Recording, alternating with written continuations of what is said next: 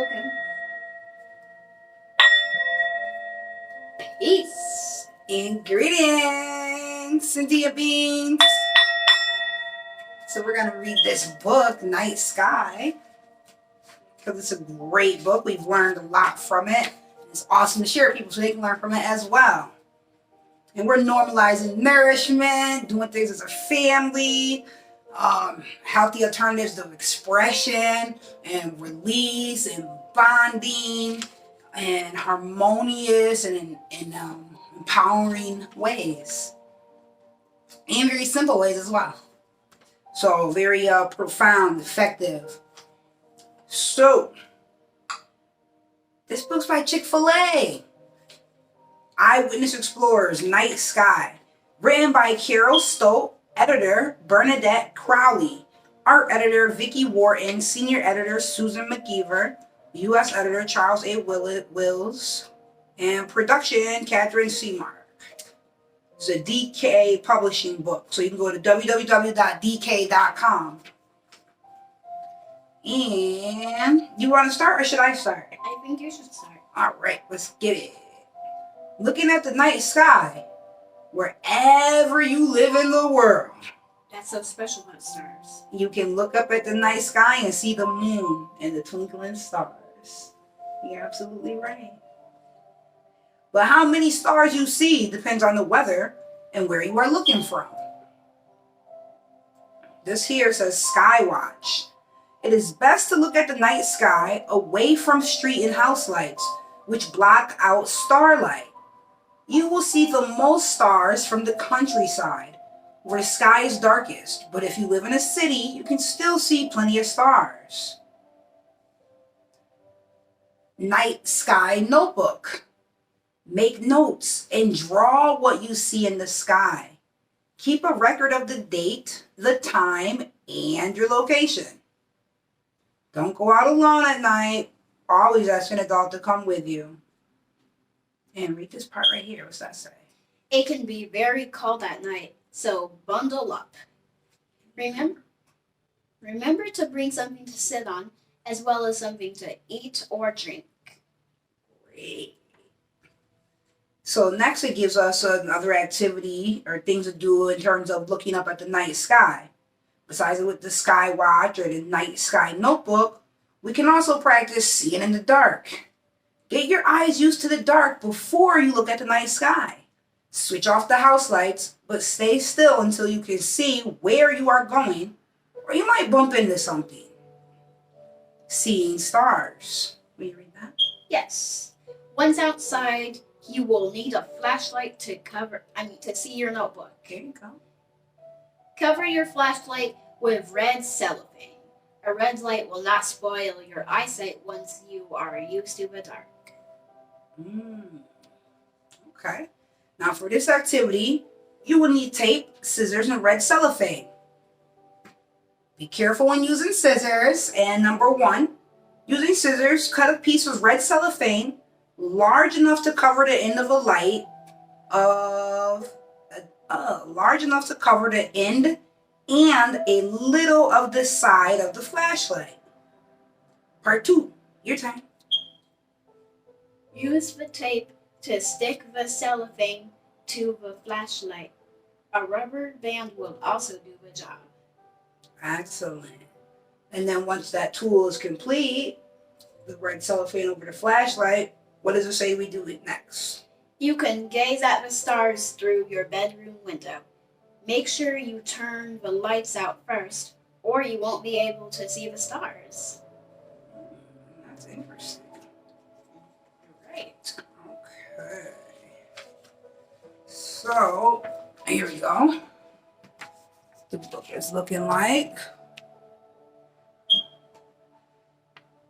Writing a notebook, stargazing, making a cellophane, a light to see the stars with cellophane. All right, what's in the night sky? Let's find out. Yes, let us know. What's in the night sky? There is more than you might think in the night sky. You may recognize the moon and stars, but would you know a planet, a galaxy, or a star nursery if you saw one? We can see planets, distant galaxies, and much, much more. It is just a matter of knowing that what they look like and where to find them. The moon does not always. Thank you. The moon does not always look the same. At times, we see only part of it. Some planets have rings on them. Comets visit the Earth's sky from time to time. Most of the objects in the night sky are stars. There are 8 other planets besides Earth. You can see some of them in the night sky. They look like bright round stars. Great job. Thank you. The sun is our nearest star. It lights up the daytime sky and blots out everything else. The stars, planets, and galaxies are still in the sky. We just can't see them. So that's why in the daytime we don't see the stars. So they're still up there. Mm-hmm. Hey, I have a space-related joke. All right, let's hear it. Doctor, the astronaut, there's an astronaut that's crazy. He's not crazy, he's just spaced out. Get it? Spaced out. Yes, I do. Good one. Thank you. You have a little. Gemini, wordplay, jokes, Gemini. Okay, what's next? Spaced out. The moon Spaced out. The moon is the closest object to Earth. So wait, I thought they said the sun was the closest star to Earth. I said the moon is the closest object. Oh, to Earth. And the sun is the nearest star, but the moon is the closest object to Earth. Okay, I got it. Well, maybe that's why we feel the effects of the moon so strongly. Okay. Things that are same thing living with the sun. have energy. Very good. Thank you. You're welcome. The moon is the closest object to the Earth, so we can see it very clearly. Other objects you see in the night sky are a lot bigger than the moon, but because they are so far away, they only look like dots of light to us. Like, say, for example, Betelgeuse. That is larger than the sun. Good job. Remember that. Thank you. Let's keep reading so we can talk to them about it. You're doing fantastic. Thank you. Mm-hmm. Astronomers Tools. Astronomers use special tools to study the stars and planets. Really? Yes. Okay, so they have some tools. Yes, like this one. The telescope is the most important tool for finding out about the night sky. But astronomers do not look through telescopes very often. Modern telescopes work on their own, recording what they see. This information is then passed on to the astronomer who works in an office. Telescopes like this one can take photographs. I'll show them the picture. Certainly. Experience is the best teacher. That's what we were speaking about.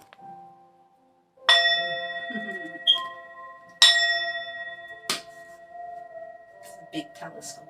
It sure is. Biggest one I've ever seen. The observatory's dome-shaped roof slides. The observatory's dome-shaped roof slides open when the telescope is to be used. The Milky Way shows up well in the sky above this observatory in Chile, South America. Chile. Bright pink and blue light glows across the sky, above the clouds. Telescopes are kept in dome-shaped buildings called observatories. The world's best observatories are placed high on mountaintops. This places the telescopes above the clouds and keeps them away from city lights, which would spoil the view. Like the best ones are on top of mountains. Mm-hmm. Light fantastic. The sun blasts out particles, tiny pieces that enter Earth's atmosphere and create amazing light displays. These displays can be seen in the night sky, in the sky toward the north and south poles. They are known as the northern and southern lights. Okay. Excellent. Thanks. So much information in this book. You're great. I learned because you were always telling me something. I'm like, where'd you learn that from? And you'd say, night sky. Okay, my turn? Yes. All right. What is a star? A ball of gas. Ah, nice. Thank you. You're welcome. There are billions of stars in the universe. Oh yes. Stars. And another thing I'd like to tell these the watchers about stars are they're made of two gases, hydrogen and helium. Woo! I didn't know that. The sun's made of helium and hydrogen too. It's a star. It's a star. Aha! It's the closest star to Earth. Yes. And the moon is the closest object to Earth. Mm-hmm. All right. Good. It's good to review and have conversations about it, and then it seeps in better. Okay. Stars are gigantic balls of glowing gas. There are two gases inside a star, hydrogen and helium. A star uses its gases to produce heat and light. The sun is a star, and we feel its heat and light on Earth. Formation of stars. Stars are born in spinning clouds made of gas with a little bit of dust mixed in. A force called gravity pulls the gas and dust together, forming small clouds. The spinning clouds then shrink and are formed into ball shapes. Star terms. These spinning balls of gas and dust are stars at the start of their lives. If a ball spins slowly, it will produce one star. If it spins fast, twin stars are born. Medium spin will produce a star with planets. This is what happened when the sun was formed. Stars are beginning to form. It's showing a picture of stars beginning to form. I'll show them. Okay, thank you. Of course. You can- Pretty interesting, right? Yes. Good job. Thank you. My turn. Okay, yes. Seeing double. About half the stars in the universe are double stars. These are two stars that live together, or two stars that look close together because we are looking at them from such a long way. Use binoculars to look for double stars. Viewed through binoculars shows that a single star is really a double star. Pull and push. Everything in the universe has its own gravity. Gravity is a pulling force that attracts objects toward one another. Inside a star, gravity battles with a pushing force called pressure.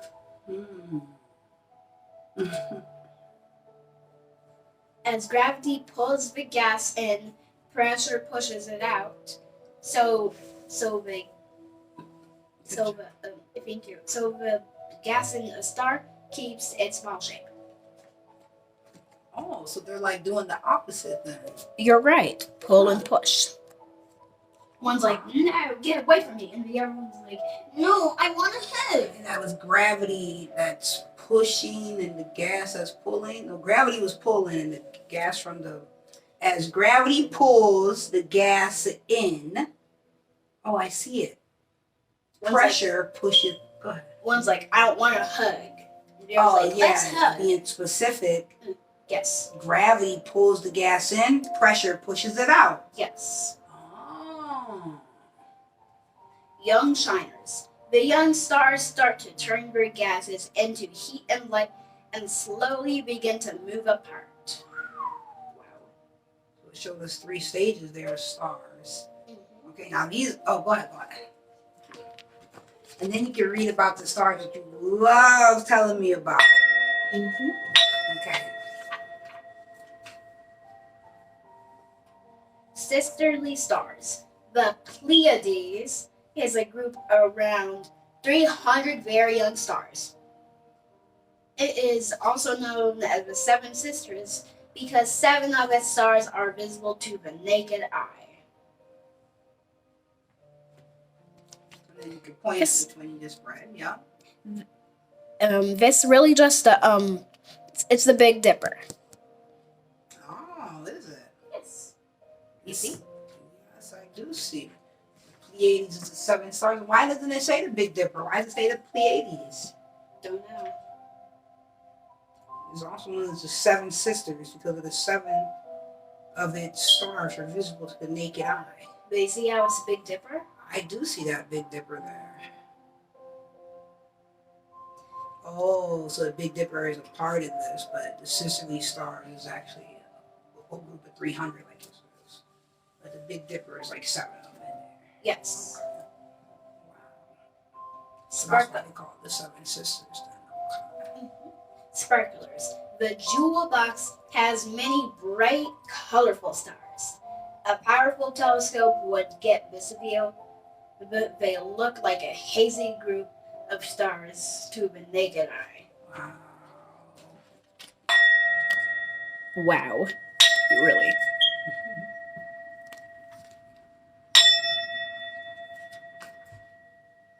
Excellent. Dots of light. As we look out into space, we see lots of twinkling dots of light. These dots are huge stars, but because they are so far away, that they just look like bright specks in the night sky, in the dark sky. I didn't know that. It seems as if the Earth is inside a gigantic sphere covered in stars. Northern stars, star sphere equator. Yeah. So you can show the picture and then read what's around there Sure will. while you're showing. Because Northern stars, star sphere equator. Look at what you're playing at. That way you know. Southern stars, and okay, if you live near the equator, you can see stars from both halves of the star sphere. The dividing. Thank you. The dividing line. The equator, an imaginary line around the middle of the Earth, divides our world into 2. It does. Yes. The top half is the northern hemisphere, and the bottom half is a southern hemisphere. North and south. The sphere of stars also has an equator dividing it into northern and southern halves.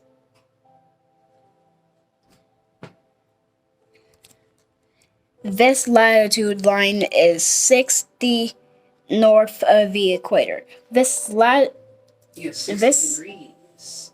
Thank you. This latitude line is 30 degrees south of the equator. The equator is 0 degrees latitude. There you go.